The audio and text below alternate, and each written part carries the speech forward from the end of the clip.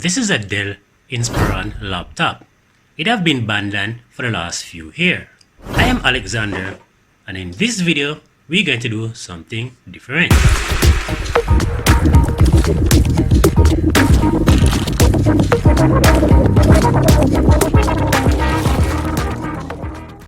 Now this project is perfect to giving life to laptop that work perfectly internally but have some externally defect like unbroken screen or a defective keyboard. My PC is perfect for everyday normal uses. It having a Pentium R dual core CPU T4300 and a 4GB memory card. First thing to do is disassemble the computer to get the internal part from the plastic casing. Generally, laptops are held by lots of screws, mostly on the back. I won't go into many details about this. You can find that on the internet. In any case, you can just navigate yourself through and move around the screw. It's not important to put it back together. My laptop requires moving the panel above the keyboard and also the keyboard just to get to the structure of my internal use. Now that we're inside, we can now remove the motherboard from all the non-essential parts that we think will not help us in our build. So at this point, I think it's best for me to give it a test out of its casing. You know what, very much in working condition. The like and subscribe button, why not give it a try and see if they all wanted a BIOS reboot just to make sure it still works. And I can brought in place, and also a metal drive with winder already being loaded, replacing the original fan from the computer itself. A keyboard and a mouse will be needed, and then stick in a 4GB memory card. I have removed the power button from the keyboard so it becomes separate by itself. Last thing to do is plug the power card in. Notice when I plug the power card in, let the fan spin up and stop. So I immediately press on the power button and hold it down for a few seconds. I noticed the power light was on, but there was nothing on the screen. What is this? Don't let my build is in jeopardy. So I quickly attach back the original screen. And I noticed some setting in the BIOS was not up to standard with this particular monitor. So I change the setting and continue. With the changing of the BIOS setting for power supply, you can see it quickly boot up. For now, I can breathe a sigh of relief. My build can go on. So I've taken this heatsink from a whole computer and remove the fans, as I very well know that it can be using because I've seen DIY perks making one of these. So I know, and give me the benefit of the doubt that I do not have to go through that rugged testing of testing this heatsink. For now, the heatsink can be bored. I'm gonna bore 4 holes so it can be placed on the motherboard where the chip set. So it can be screwed down where the original processor was. I'm going to remove the old one, that small one, and put this one there. So I have already cleaned off the whole thermal glue from the processor, and I'm going to put a new layer of thermal paste.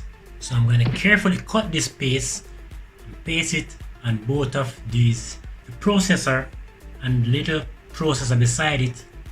For the little chip beside it also get hot, I have come up with a solution to make a simple little heatsink for it and place it right on top.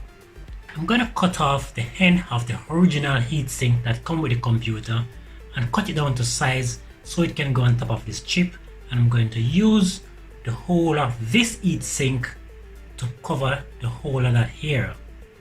So this heatsink will do 2 main jobs in one.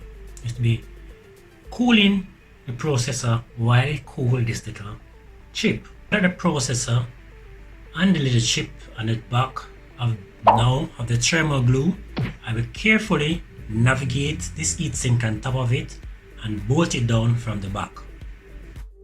For now, I have mounted the heatsink and it is working perfectly, but I'm now have to figure out a way to mount a fan that is not bulky and at the same time can cool the system.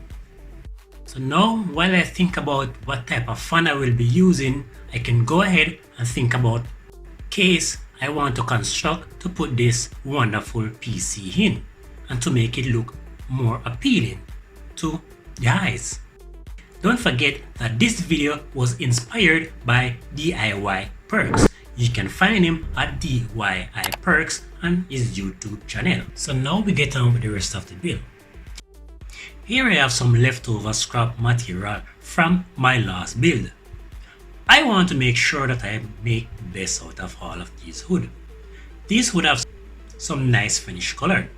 I may not stick with the colored, as you may have seen. I have already started to make the frame from the material. I have cut the size of the heatsink that I have already mounted on the motherboard. And I have also copied the curve at the top of the frame that I wanted to put aluminum on the top. Speaking of aluminum, here I have a piece of aluminum, a straight edge hood, and a hacksaw blade to get a straight line. Based on the dimension of my motherboard, with the hard drive fitted, I have come to a measurement of 10 by 18. Right, now that the aluminum has been cut to specific size, we can then go ahead and bore any hole that is necessary for the motherboard to screw down and any other additional component. I do not have any additional component to be added to this aluminum, so it's been cut and I've been bored the holes. To remove the rough edges from the bore hole, you can use a flat screwdriver or a flat screw, as in this case a metal screw head, to remove a ragged edge. Making the top cover of the case from aluminum also, you can draw a straight line with the specific measurement of the casing top and use a sharp knife to repeatedly draw a straight line. Place the aluminum on a straight edge and repeatedly bend it till it breaks off. Once all the aluminum parts were cut, bored and bent, you can now give them all a good wash to get rid of any form of metal containment or contact with electronic, because that will be not good. For the motherboard to be standing 1 inch from the metal, I could not get my hands on some PCB standard mounting, so I have to resort to some industrial wall plug. These wall plugs are very industrial and very hard, so I cut one in 3 pieces to make my own PCB standoff. In total, I will be needed around 8. Now that my standoff pillars have been bonded with the aluminum and motherboard have been fitted perfectly on my standoff pillar, I can now go ahead and attach any component or any connection that I needed to add. Of course, it wouldn't be a computer without a power button. Here I have attached the power button to the main board. As I am planning to pass the audio through stereo system, for the output audio, I have soldered on 2 ends, 2 stereo ends, a male and a female. On my motherboard, when I fit up this computer, the side where the audio and input jack is going to be on the top of my case, and I do not want any visual holes there. So I'm going to route them to the back of this computer. For the fan, I have cut some aluminum in L-shaped bracket and padded them with sponge to reduce the noise of vibration on the fan while it's running at slow speed at low current. Speaking at low current, to power the fan with such low current, I have dismantled a SATA drive and used the current side of that same SATA drive to power the fan from the CD port on the computer. I have discovered where the power is coming from. Use one side of that same SATA drive to power the fan at a low speed, 4 volts. And I think that is sufficient to power this fan constantly to keep this computer cool. With the audio jack, the power button, the fan are all secure inside the casing It is now time to put in that Wi-Fi antenna. We could not pick up Wi-Fi without an antenna. So with the Wi-Fi antenna attached, I want to keep it away from the aluminum because aluminum and Wi-Fi doesn't go along. So I'm putting the Wi-Fi on this board on the top of the casing, and I'm going to route the wire safely and secure them to plug into the motherboard later on. Looking at the build, you can see it is solid board.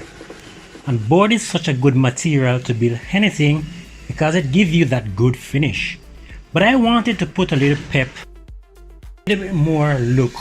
I want this to have a feeling and a more environmental look. So I'm going to put a coating of glass sheen to amp up the game and to amp up the look of this build, made all from solid board. I'm going to apply 2 coats of sheeting glass board finish. I'm going to put one first, and then after it dry, I will sand it down, and then another to give it a finished look. As you can see, the finished look looks something like this. I've noticed when I put on the first coating, the joining of the board and the glue was showing up, and I did not want that to be showing. What I have done instead, I have put on a slight light stain, my finish off look just like this. This is the finished product of the second coating with the dye, and then a second coating to give it a more furniture look. Now that all is secure, we need to do a little bit of wire management. And for the wire management, I am going to use these little clips. I am going to hot glue them to the side of the board, and then wrap the wire safely inside, away from any moving objects. I guess for now all the components can put inside and finish up this build. To get that maximum cool, I have placed the computer board and the heatsink merely millimeters away from the fan to get all of that cooling capacity.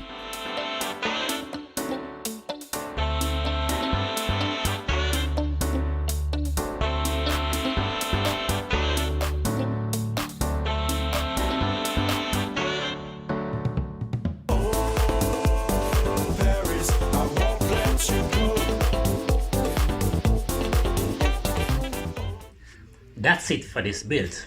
Now personally, I like how this one turned out. It have turned out to be a really good build, and it look just like a piece of furniture. Have that furniture look. Now if you like what I did on my channel, please remember like, subscribe, and don't forget to comment. Now you don't have to build one just like this. You can build your own laptop or your own strap laptop from any material. I choose to use. Thanks for watching. See you in the next one.